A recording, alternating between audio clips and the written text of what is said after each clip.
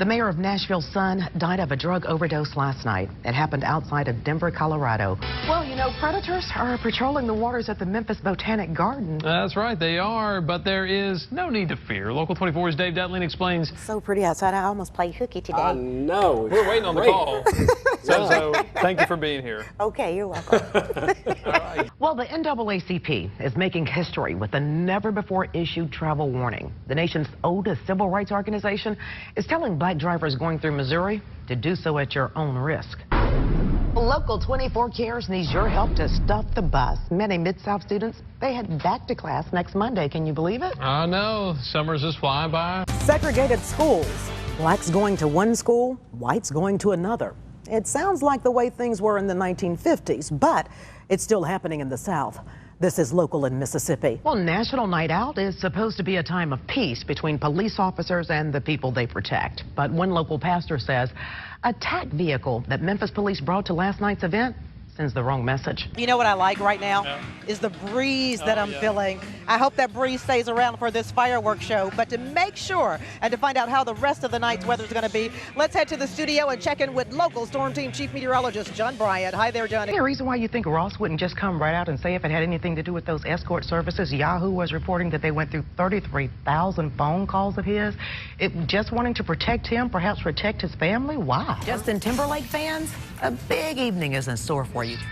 Can't ask for it. Number 8, New Beginning. I mean, come on. Just wonderful. Taking care of the men and women who take care of us. The Memphis Veterans Affairs Medical Center is getting some much-needed stability with the new director. Good Day Memphis anchor Caitlin Lockerbie sat down with David K. Dunning for his first TV interview to map out his goals. It's tonight's Local Health Alert. It was Gear Up Day for the school year across the Shelby County School District.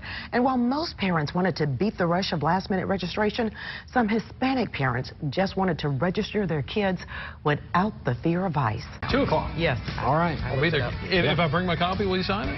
Totally. Up north, down south. Keep Sharpies in my purse. All right. Shermantown Library, 2 o'clock Saturday. Right. Good night.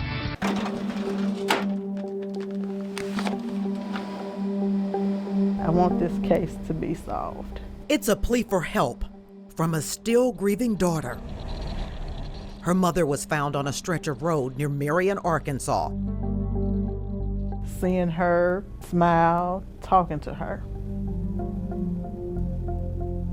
My mom worked 2 jobs, went to church on Sundays.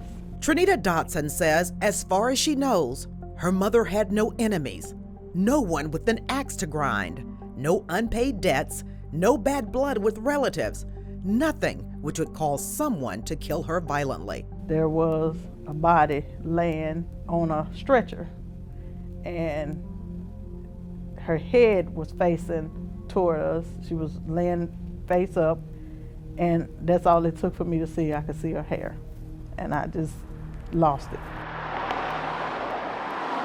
Journey back with me to November 2nd, 2012. 56-year-old healthcare worker Daisy Taylor was in her Raleigh apartment. According to investigators, Taylor's sister called her at her home and spoke with her around 10 in the morning. An hour or so later, a worker with the Crittenden County Road Crew found Taylor's body in a ditch. She had been shot 3 times. Investigators say she was murdered right where she was found. There was 3 gunshots, one in the right shoulder, one on her hand, and one in her head. At first, she was a Jane Doe. We had no way of knowing who she was. But there was one big murder clue. It was her car, about an hour and a half after her body was found here. The car was found here in South Memphis near Danny Thomas and Crump. It had been set on fire, the interior burned, blood, fingerprints, physical evidence, everything gone up in smoke. Investigators are still stumped. To be completely frank, you shoot someone in the head, you want to kill them. Where do we stand on this case right now? Right now, we've not received any further leads. Who all did you all seek out to interview? Well, of course, our first interview was with the individual that found the body.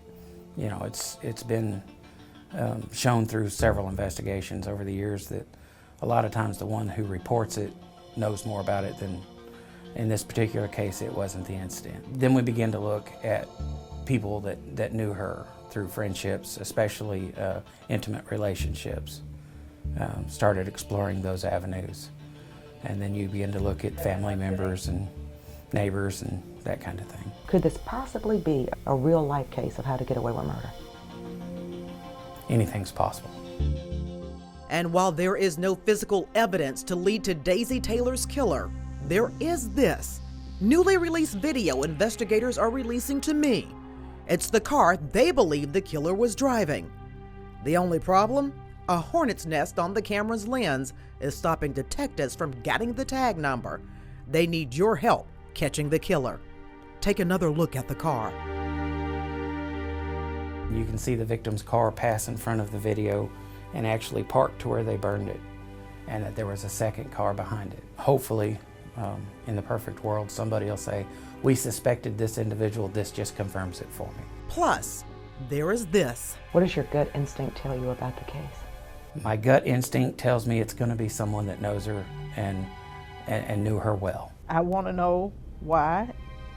What did my mom do to someone for them to have done her that way? Then to leave her laying on the street like she was a dog.